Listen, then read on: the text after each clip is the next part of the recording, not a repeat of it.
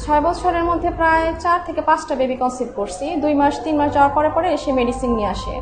এখন baby conceive করার পরে সে বলে যে তার ছাত্রদলের সমস্যা, সে সভাপতি থাকতে পারবে না। তো নিয়ে মেডিসিন নিয়ে এসে আমাকে মেডিসিন দেয়, বিভিন্ন জায়গায় আমার কক্সবাজারে নিয়ে যায়, ওইখানেও মেডিসিন খাওয়াইছে নিয়ে। ইন্ডিয়াও গেছে আমার সাথে, প্রায় 15 দিন ছিল। ইন্ডিয়া গেছি 9 দিন ছিলাম, আর কক্সবাজার কিছুদিন পর পরই কক্সবাজার যাওয়া হয়। সম্পর্ক যে পাশাপাশি আমি ওইখানে পড়াশোনা করছি কাপাসিয়া ডিগ্রি কলেজে, ওইখান থেকেই পরিচয়। না না, পড়াশোনা করে, সে রাজনীতি করে, সে আসা যাওয়া করতো। এখন প্রথমে বলছে যে বিয়ে করবে, এখন সে ছাত্র দলের সভাপতি থাকা সত্ত্বে বিয়ে করতে পারবে না। কমিটিটা শেষ হলে বিয়ে করবে, কিন্তু গত 5ই আগস্টের পর থেকে সে যোগাযোগ করে না। আর এরপরে আপনার ওই মেয়ে যাকে বিয়ে করছে, সে ওই মেয়ে আমাকে ফোন করে বলে সে বিবাহিত। তো বিভিন্নভাবে গালিগালাজ করে আমাকে। খুব ভালো একটা সম্পর্ক আছে, ফিজিক্যাল, হ্যাঁ, শারীরিক সম্পর্ক আছে, প্রায় 6 বছর যাবত। বলছে যে আমাকে বিয়ে করবে, বিয়ের প্রলোভন দেখিয়ে তারপর 6 বছর একটা কন্টিনিউ সম্পর্ক চলতেছে। ছাত্রদল করে এই জন্য কারোর কাছে বলতে পারিনি। সে বলছে যে ছাত্রদল করে, এই অবস্থায় সে যদি বলি আমি, সেটা তার কমিটি থাকবে না, আর ছাত্রদল করা অবস্থায় বিয়ে করতে পারবে না। 5ই আগস্টের পর থেকে সে যোগাযোগ একদম বিচ্ছিন্ন, যোগাযোগ করে না। তারপর আমি সেন্ট্রালে গেছি, সেন্ট্রালে কথা বলছি সভাপতির সাথে। এখন ওইখান থেকেও বলছে যে মীমাংসা করার জন্য এটা, কিন্তু সে আমার সাথে কোনোভাবেই যোগাযোগ করতেছে না, উল্টা আমাকে হুমকি দিতেছে, ফ্রেন্ডরাও দিতেছে, বলতেছে যদি আমার বাড়িঘর ভাঙবে, ওর বাসা আমার বাসা খুব কাছাকাছি, বলতেছে যদি আমি বাড়াবাড়ি করি তাহলে এটা ভালো হবে না। সে তো কাপাসিয়া আহ্বায়ক ছিল ছাত্রদলের, আসা যাওয়া করতো কলেজেও।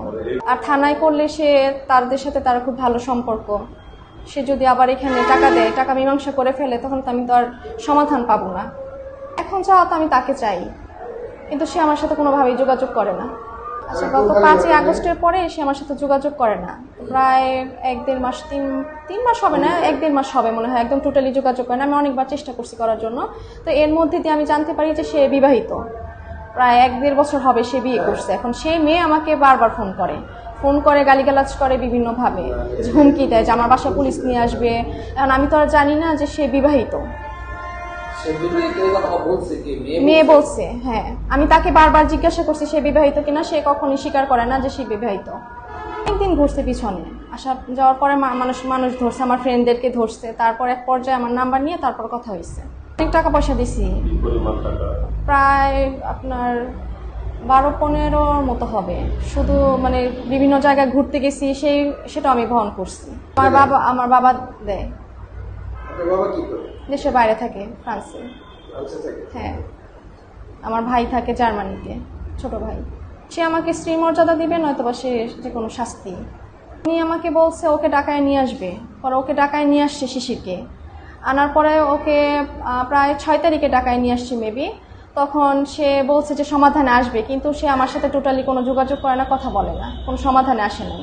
বাড়িঘর ভাঙচুর করবে, আগুন দিবে, যে আমি বাজারে এখানে সেখানে আমি যাইতে পারবো না।